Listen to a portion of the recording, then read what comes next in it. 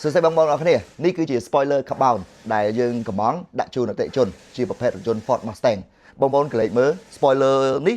យើងមើលទៅបែប racing តែម្ដងព្រោះនៅពេលដែលតឡើងពីក្រោយគូតឡានហើយឃើញរថយន្តរបស់យើងបែប sport មើលទៅកាចព្រោះ spoiler នេះមិនមែនជារបៀប universal spoiler ទេគឺជា spoiler ដែល edition ដែលយើងកំងដាក់ជាពិសេសជូនអតិថិជនជាប្រភេទរថយន្ត Ford Mustang បងប្អូនកលេចមកមើលជាសាច់កបោនក៏ដូចជា quality នៃផលិតផលវិញគឺយើងធានាជូនបងប្អូនហ្មងគឺ spoiler នេះយើងកំងជូនពិសេសសម្រាប់គុណភាពក៏ល្អសម្រាប់ទឹកដៃក៏ដូចជាស្នាដៃនៃការគ្របកបោនគឺយើងយកប្រភេទជា laminate carbon សម្រាប់ទ្រង់ទ្រាយដូចជា wing ដូចជាជីនៃចំហៀងអីគឺយើង design មកអែមហើយសម្រាប់ទម្ងន់គឺយើងស្នើ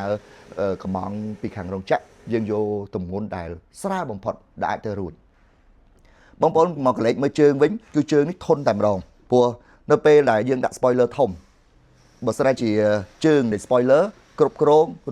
ឬក៏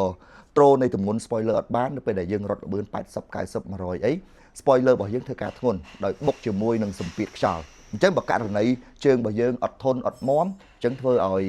ការរត់ល្បឿននៃរថយន្តធ្វើឲ្យ spoiler ខាងក្រោយវារលាស់អញ្ចឹងលំនឹងនៃរថយន្តក៏អត់ថិតថេរដែរចឹងបងប្អូនអរគ្នាមានតម្រូវការក្នុងការកំងមិនថា spoiler បែបណាមិនថារថយន្តបែបណាចំពោះការ design បែបផ្សេងលោកអ្នក